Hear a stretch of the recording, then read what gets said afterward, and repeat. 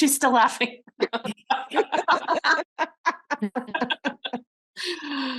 That's so funny. Welcome to 5 Lemons Left. We're the real stuff, the lemons making lemonade. So pucker up, because we're going to be discussing our life's lessons and the nitty-gritty details of our spiritual journeys.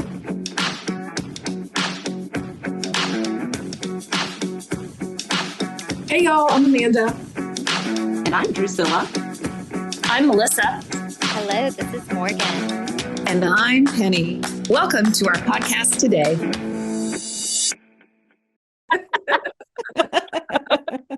Welcome to another episode of 5 Lemons Laughing. Today we're only 4. Boo. Morgan is enjoying some family time, so sending love to her. Today we have a juicy topic. It's it's about pain and suffering. You know, and it's like, have you ever noticed how two people can go through the same struggle? One finds peace and the other stays stuck in that nasty old rut. Well, that's what we're talking about today. We're unpacking one of the Course in Miracles' most radical ideas. It's suffering is optional. So I think the most obvious place to start is like, is there a difference between pain and suffering? And what is that? And kind of what is suffering? Well, we do have a little bit of a definition. So pain is a natural response to injury, loss, or difficulty. Our bodies feel it, and our hearts do too. So we've all experienced that. But suffering is what happens when we resist that pain, when we attach a story to it, or we refuse to accept it. It's the difference between experiencing discomfort and getting stuck in it. I've been there. And today we're breaking down the distinction and exploring how shifting our perception can free us from unnecessary suffering. So change our minds about the world, change our minds about suffering, and suffering will change. Can I share a parable? Yes, about please. 2 monks and a woman? Yeah. Okay. Do they go into a bar? Do they go into a bar? No. I have a joke about that one. Okay. Okay, so 2 monks were traveling together when they came to a river with a strong current. Okay, so as they prepared to cross, they saw a young woman standing nearby, hesitate and unable to make her way across the river. So she asked the monks to help. The older monk, without a word, picked her up, carried her across the river, and gently set her down on the other side. The younger monk, shocked and upset, remained silent but fumed as they continued their journey. Hours later, unable to hold it in any longer, the younger monk blurted out, "I can't believe you carried that woman. We're monks. We're not supposed to touch women." The older monk calmly replied, "I set her down hours ago. Why are you still carrying her?" Oh, that's good. Ouch. Yes. That's the difference between suffering and pain. Yes, it is. Yeah. And it goes right to A Course in Miracles, lessons from this week, which about grievances and holding on to grievances and not forgiving people. It just continues our suffering. And we've all heard that, you forgive people for yourself, not for them, right? Because it's the poison that keeps poisoning you, not them. I think something super interesting to think about is, what is the attraction of suffering? Like, what is that attraction? Like, I remember for a long time, like holding a grudge, like, to me, that's suffering, right? When you think about something or someone, you like relive it. And I remember like holding a grudge for a long time was actually a badge of honor. Yeah. I would not forget that person. Like, my husband, long even before he met me, got uninvited to a wedding because, he liked to drink and party. And I don't know what the whole story is, but years later, we weren't even together. I just held a grudge on his behalf because I thought that was love. Like, I don't like these people. Like, I am toggling them off. I never have to talk to them again. That's amazing, Amanda. Yeah. I held a grudge for something that didn't even, it was, and I was like, this is how I show my love to is like, I am not going to like these people on his behalf. You stand in allegiance, right? I am stand- loyal to you. Yes, I'm loyal to you. I will hate them. Mhm. God. It's Years. funny you say that, Amanda. I Yeah. actually know people that I will not tell them a story about someone doing something to me because Mhm. I know they will hold a grudge much longer than I ever will. Yes. So I do not, I have family members like that. I do not tell them when a friend has crossed me Mhm. because that friend can never come back around to family functions Totally. ever again in life. That's Yeah. a really good point. I did the same thing when I was first moved into the neighborhood we live right now. And I shared with some neighbors that I used to walk with every morning some of the grievances I had towards my husband. Well, they're still holding it against him like 26 years later. Oh my gosh. I know it's really sad. So I learned, it took me a while, but I learned I can't share. Well, it's what I'm learning in my life is it's better for me to figure it out internally and go to trusted people that I know I can trust. I thought I could trust them, but I didn't realize that they really loved me and they didn't like the way he was treating me. And so they're going to hold it against him, even though, they say behind closed doors, you always work things out. A husband and wife do, and the kids never get to see that things have been worked out. And so then they think that their parents are still upset with each other when really they've worked it out. And so I guess I missed that part to share with my neighbors that we worked at things out or are still working things out because, I'm sometimes a slow learner. But yeah, you have to, yeah. So figuring out who you can trust that isn't going to judge you or the other person. Yeah, holding a grudge, like it's a form of suffering. Totally. Totally. That's a good Mhm. question you posed, Amanda. What is it about human nature that makes us attracted to it, though? Because I remember when I first started studying A Course in Miracles and I realized what I was doing, I recognized my mind searching for the grievances. Like I knew there was something, a reason why I felt a certain way about a person. What was it? Oh, yeah, I remember back in high school when they did this or they said XYZ. So I would literally search my mind for the grievance just so that I can feel that feeling of what is it? Is it being able to impose guilt upon them To be right. of some sort? Or feeling better then? Better than, yeah. Yeah. Yeah. And like Buddhism talks about, life is suffering. And I think for me, and from what I gather from kind of Eastern philosophy, is that um, life just is, and life goes on, and life does its natural thing. And it's when we cannot accept everything that's happening around us, That and I meaning we're think making, right? meaning we're making. Mm-hmm. And also, I really do think that, um, like for me, before I really started doing a spiritual practice, was my life was about putting myself in either right or wrong. I'm right, I'm wrong, I'm better, I'm worse, I'm prettier, I'm not, I'm chubbier, I'm not.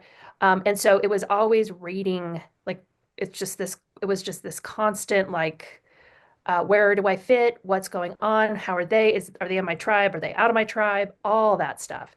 Instead of just saying, I accept whatever is going on out there. And for me, I don't think I needed to make a comment about everything or have a judgment or have to, because I always wanted to be right and better. I mean, just kind of human nature.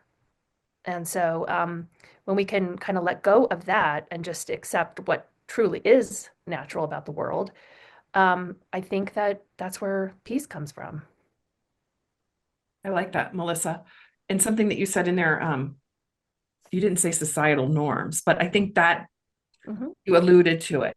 And I Sure. think that's one of the reasons why we get to answer my own question, right? Like that's like why we do it is because society has taught us those things Mhm. and it's familiar. And like in my example, like that's how I showed loyalty was to hold that grievance, that judgment, right? That is what the external world is teaching us. So I think that's one of the main reasons why we do it, and why we feel like we have to suffer. Right. And then And I go, think we also want others to suffer with us. of If course we're we do. suffering, let's get everybody in on it because, oh my gosh, we don't want to be suffering by ourselves. But that makes you right. Mhm. That does Right. make you right. So you're just trying to Yeah. find more Yeah. people to confirm that you're right.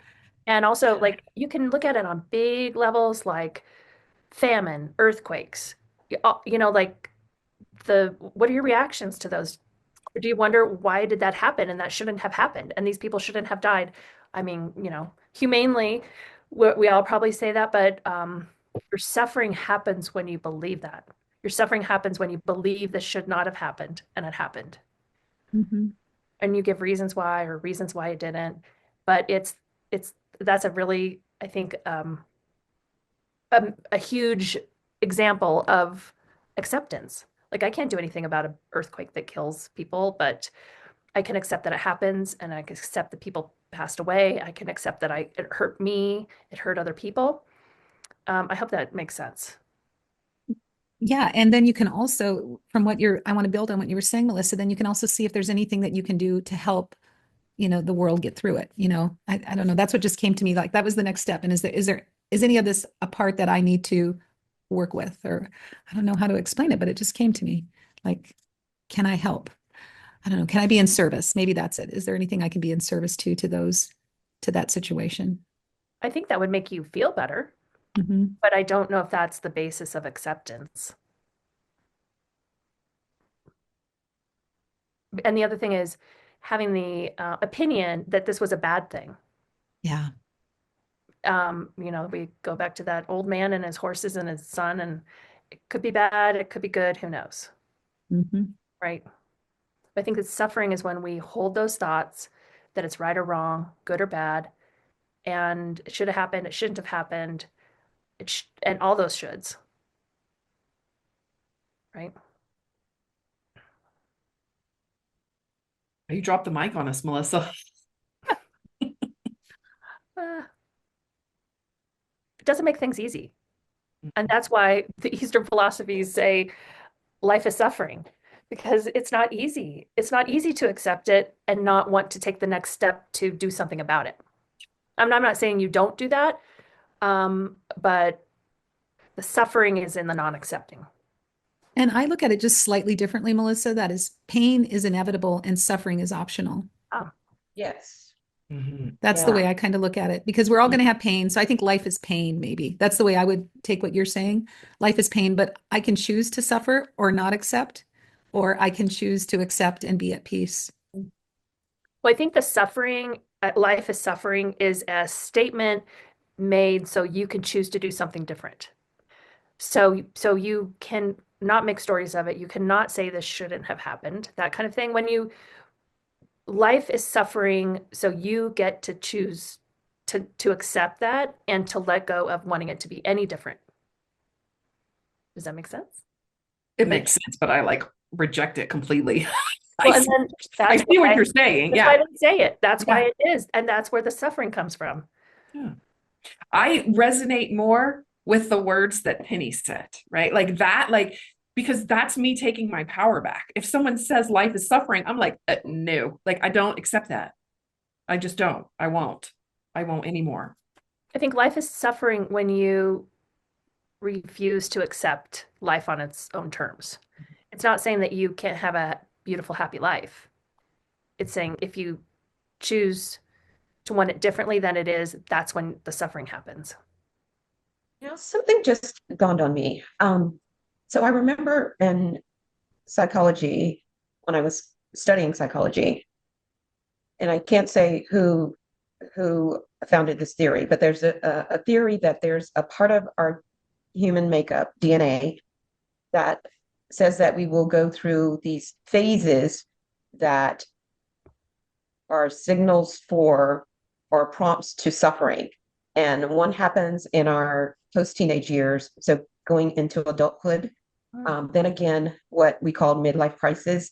And then again, when you're older and you're thinking, well, what was life all about? And from what I remember is that when you don't reconcile those thoughts at each of those different phases, that's when you latch on to suffering. And suffering leads to depression. So hence that's why I studied in psychology, to understand depression and where it comes from.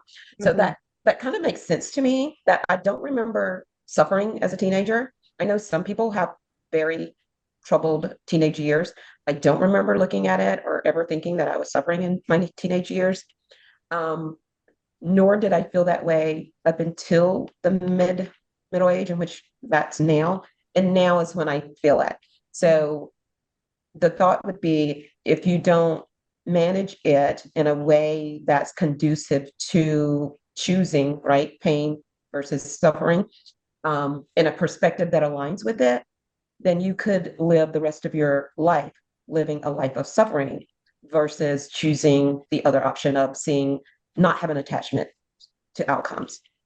And in that also, I remember that it states, when you can apply the situation that happens, let's say you have the heartbreak at 19, 20, 21, and that can trigger the whole suffering thing for a lot of people, right? So if you don't have a broader understanding, which is where expansion comes from, if you can't somehow expand beyond your own thinking and thinking that there's a God, there's something else out there that is in control, right? Then that also helps to compound the suffering. So it's not just a perspective, if you will, it is actually in our DNA that we will reach those milestones where we'll have to choose, we'll have to make choices to broaden ourselves, or we will feel like life is about suffering. Have you seen Substance, the movie Substance? Mm-hmm. This No, is I haven't. exactly what Substance, the movie, is about. It was a Academy Award nominee for 2025, and Demi Moore is in it, butt naked through the whole thing, by the way. And it's all about like her character holding on to her youth and the suffering that she goes through in holding on to her youth. And then it sprouts a younger version of her. And then that version holding on to what she thinks she needs to hold on to for her identity and her worthiness. It's a horror movie. It But is. It is. It was But hard to watch. It is. Mhm. But it is like this on a movie screen that we're talking. Yeah. Yeah, and I've heard that too, Drusilla, about like the different stages and it being attached to the one that you're in before moving into the next one. It's something just came up for me about high school when you said that. Like, I slept with a friend's boyfriend, and like this whole drama around that.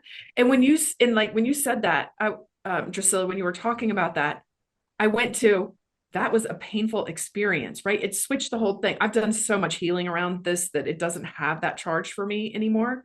But so that experience left unresolved. I suffered for 20 years from it, from that holding on to the guilt, the shame, the all of that, right? And I think that's important. I think that is a great example.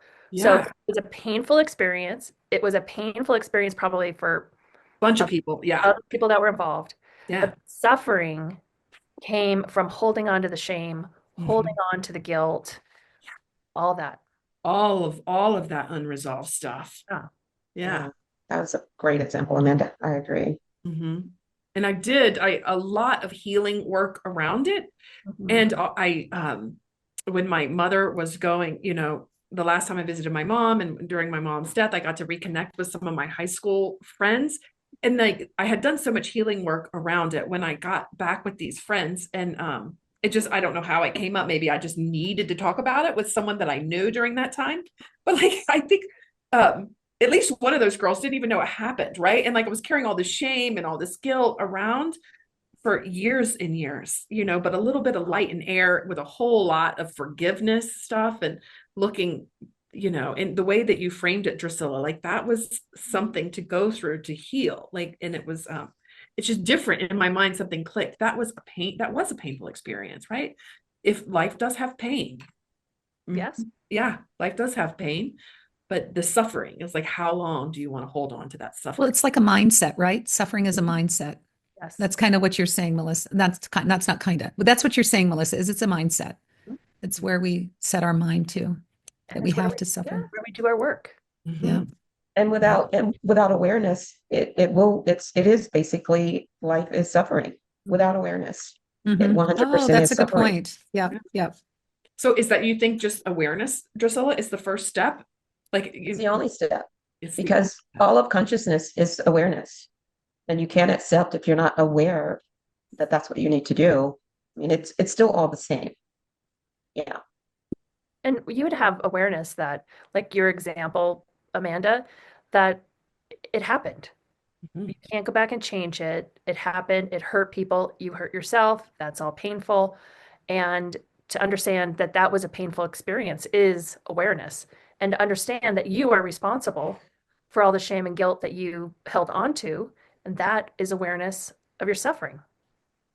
I think another part that really helped me heal this was um, the awareness of like why that I would have that Mhm. behavior. Like, because, like, and so for me, it was not to blame anything. I'm done blaming and, blaming my past for everything. And at the same time, like I needed male approval, right? I thought that that's, that sex and men, like that's the way you got approval. Like that's, Mhm. that was my history before Mhm. that time. So that was Mhm. it seemed at the time like the what was supposed to happen, the natural step. And it wasn't until after it happened and like looking back that that's not. So I think that was part of it, was like, for me, the healing was kind of letting that person off the hook, that had that behavior. My Well, personal story. Yeah. yeah. And I think too, it helped you resolve some of your dad issues. Oh, absolutely. Yeah. Mhm. So Yeah. yeah, and yeah, to clarify that about the awareness part of it, it's not awareness as in the event, maybe, Mhm. or even that you were involved in it and how it all played out, but it's the awareness of the how does it go from pain to suffering? Why are you holding on to it? It Mm. was a situation, it happened. Um, as you talked about in the introduction, someone else could have gone through that. How many girls have slept with friends' boyfriends, right? But they may not have carried it around for 25 years, right? So the awareness that this happened, but this is not who I am. Yes. Yeah. This is Yeah. not who I am, Mhm. right? It's a situation, it's a thing that happened, but it does not dictate who I am, and that there's no need to carry it. So that So level that's of when awareness. that's when the suffering ends, is when you Mhm. realize that that's not who I am. Yeah. Yeah. Yeah, the separation. Yeah. And I think part of the reason that I actually wanted to carry it was like there was some part of me that equated, like, if I let this go, that means that the behavior was like I'm condoning this behavior. Like I think that it was the right thing to do, right? So it's some weird twist of the mind that was like I have to hold on to it or You're society's gonna wrong. fall apart, right? The Mhm. whole Mhm. system is going to break down if I don't Yeah, hold on to this guilt. because then it Yeah. makes you bad and wrong. Yeah. Yes. Shame. Wow. That's a big aha. That's a big aha. Mhm. Well, and I think Drusilla said something that was like ding, light bulbs for me is that whenever we are feeling separate from our higher power, or and especially like that situation, Amanda, I'm sure you felt very separate from your holiness. I And felt like it was like boom, isolation. I remember the moment that that person confronted me and it was like huge wall. Like it right, was like Mhm. life shaking feeling inside that I just completely eternalized, right? Like cuz like then I just had to carry myself like it didn't happen, right? Because that was my coping mechanism. Boom. Denial. and Yeah. that, and that like break from your holiness, not your Yeah. goodness, Yeah. not from, I mean, even the act of going through that or having gone through that. I'm not talking about that, but what Drusilla was saying, the act of then making that wrong and shameful and guilt and holding that is you separate from the oneness of the world, the oneness of all your friends, the oneness in nature. There's something wrong with you. You separate from your holiness, and all that is suffering. Hmm. That is suffering. Yes, yes. And if you never find your way back, that's how you can live a whole life Oh, of suffering. totally. Mhm. And I think I've been thinking too. So that's kind of like on the big universal level, but then there's also people, and I've been there in my life, so attracted to chaos and Mhm. that suffering from chaos, like that life that's always got to be like up in Drama. drama and chaos, Mhm. and that is creating suffering. And I do think too that is being separated from your holiness. But so Before there I, is s- that in life. Go ahead. yeah, before I started 12-step recovery, I didn't think I had any drama or any chaos in my life. I was penny perfect. Of course you are. Of course I was. Still are And to- then as I got into 12-step recovery, oh my God, I had so much damn drama that I was creating in my life. I could not even believe it. And then I think back to situations when I was a young adult, in our family, some of the drama that I created that created a lot of suffering, like created Mm, fractures in the family. mhm. And I'm the one that said the first comment that got it going. And like, wow, it's amazing that, yeah, I don't thrive on it anymore. I do not. It's Or uncomfortable now, it right? is, I yeah. feel drama and chaos to me is so Very opposite uncomfortable. of my peace. Mhm. I can say though that like I see the appeal of it now is because now there's like zero drama in my life, but I like drama TV and I feel that adrenaline hit. I think Oh, good I job. like I've never read this or never heard about it, but I would bet money. I would Ooh, bet how much? How a much? dollar. I would bet Okay, I'll take that bet. I don't even one know what it dollar is. that our bodies get addicted to the adrenaline, to Of Yeah. that course. adrenaline pop, right? Because Yeah. that adrenaline makes you feel alive, Mhm. right? Like I am alive. I would a dollar. We're gonna have Okay, you get a dollar because I know it's true. Mhm. I will Venmo you a dollar, Amanda, because I took the bet. okay. So what are we trading in for our suffering? That's your point based on our topic today? What are we trading in for our suffering? Yeah. Peace, Yeah. Mhm. unconditional love, happiness, joy, like all maybe not happiness, that seems fleeting, but the peace, right? Like Mhm. stillness. Mhm. Yeah. I that's what we're trading in. If we get rid of suffering, I think that's part of the fear is like is peace. This, Yeah. like Who on will one we hand, be? peace kind of sounds boring, right? Yeah. Yeah. Who will we be if we're not suffering? Yeah, who will we be if we don't have that drama? Mhm. And we give up our oneness. We give up seeing ourselves and each other and being one. Because really you can't have all that drama. You can't live in suffering and live in peace. Fear and Yeah. love, any fear and love. Fear and love. Yeah. Hmm. I catch myself sometimes when I'm on the phone with girlfriends, Mhm. and I'm usually always listening anyways, but sometimes when I chime in, it feels so separate from who I am now that Mm, I look at myself, I can see myself, I'm outside of myself and I'm saying, what are yes. you saying? Are you saying Like, this just to keep the conversation going?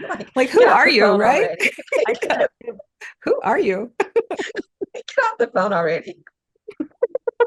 Oh That's man, hilarious. that's good. So, Drusilla, I I want to think go back that's to your, yep. I just want to say one thing, Amanda, and then you can go back. But I think that's our fear, is that we won't be able to relate to others if we take on this spiritual, Mhm. We'll be on the outside. Mhm. yeah, we'll be on the outside. We won't know what to say. We won't know what to do. We'll feel like we're weirdos or whatever. Yeah. So I think that's a fear too. Well, People I won't can't understand say us. that it is very attractive to just come back home and be with myself. Yes, and you can see the fear. If someone is not comfortable going home and being with themselves, like the fear of that peace. Mhm. Yeah, I think Mhm. your question, like, what is beyond suffering? I think that is, we should really talk about that a little bit. Like, what Yes. is that? Mhm. Because I don't know how I made the transition, but my life is like pretty good right now. Like, like I've set it up pretty darn good. And for me, that's after drama, right? Yeah. Yeah. You do know how it happened. You've talked about it. We've talked about it for almost 2 years on this podcast, Amanda. Thank you, Melissa. Do not let me detract from my own healing. Thank you for calling that out for me. And you were working on it long before Yeah. that, Yeah. even. Oh yeah. Mhm. Yeah. Oh yeah. And the boyfriend thing had to come to get to where, I mean, it had to happen to get to where you had to be. And that is that Yes. acceptance of life. Like, oh, I get it. I had to do that. And I carried it for 20 years to feel so shitty that I had to start healing myself. So I definitely think something beyond that is better connections with the people around me. Like a truth, I think that's on the other side of the drama. Mm, It's not that intensity, but there's a deeper connection. yes. Like, what do you mean by that, Amanda? Can you expand on that a little bit? Yeah. So yes, I will. So I went up to meet some girlfriends at Bear Creek, and before I went there, I was a little bit nervous to go because I haven't been around lots of people lately. I just have been in my own little bubble, my love bubble.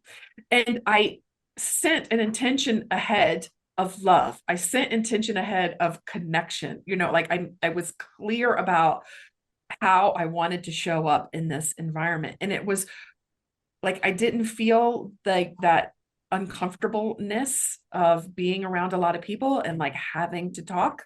And I went in, I sat down, I started talking, and I just felt like, even though it was like a restaurant situation, we didn't have any like life altering conversations. But as I was speaking with each person, I felt really present with them. Like I felt at peace when I was sitting there. I wasn't searching for what to say or what to do. I felt really comfortable with every person that I sat across from, because I made, the loop. Yeah. So that's what I mean by connection.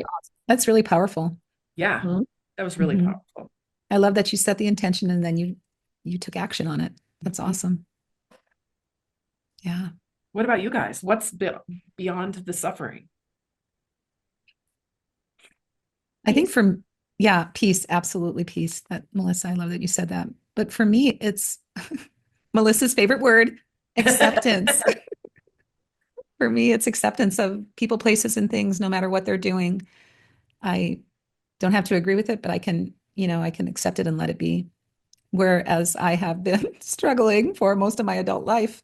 Well, probably, I mean, like Drusilla, you mentioned, like, if you don't resolve the things from your childhood and then your young adulthood and then your middle age, I've had to go back and fill in the gaps for some of my some of the emotional maturity that I lacked growing up.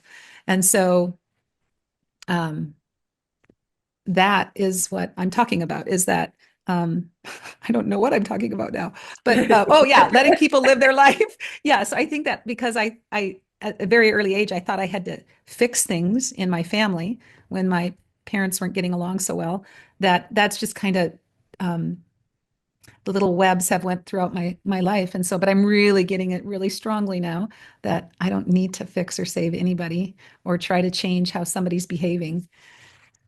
I don't have to be around them either, but I can step away and just love them anyway.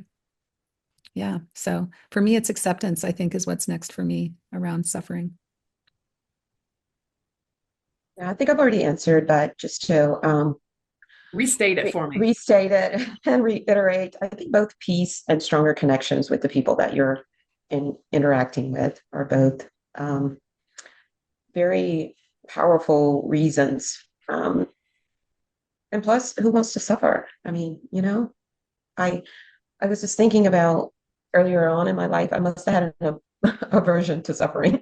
I think I remember mentioning on this podcast before that when I was dating in my 20s and even into my 30s, if I ended a relationship with someone or they ended it with me, it didn't matter who ended it. I would literally give myself 2 days to be over it. And I never understood why I did that. But I understand now looking back, it's because I never liked suffering. Like if I had friends and we argued, I would be right back to them the next day, like, that was so silly, kind of. But yeah, it's the midlife. Again, I guess like I said, you go through this place and you get there. And if you hadn't broadened your awareness by the time you reach that, then that suffering is going to creep its way back in there. And yeah, and that's what brought me to A Course in Miracles.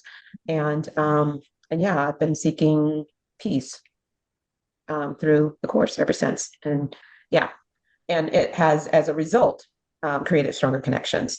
So I say peace was what I was looking for, and as a result of that, I also have, created stronger connections with people. Wow. I would like to add one. Go Yes, for it. please do. I ditto on what everyone said, plus just more gratitude. Like I can just more appreciation, more gratitude, less judgment about how things I think should be, and just more Mhm. like gratitude about the little things, the big things. I think because I'm just less busy holding on to shit and judging things. So really. Wow. Beautiful, beautiful, beautiful ladies. I just love this conversation around suffering and pain. That's kind of sick to say that, but I did love the conversation. It helped, right? Yeah. So I have a few post-its. And you know what? It's really funny. I was so into the conversation that I forgot I was doing post-its for a while. So that's a good thing. I was present. Yeah, yeah, yeah. So the first one is expand your thinking to release suffering. I thought that was really a good one. Okay.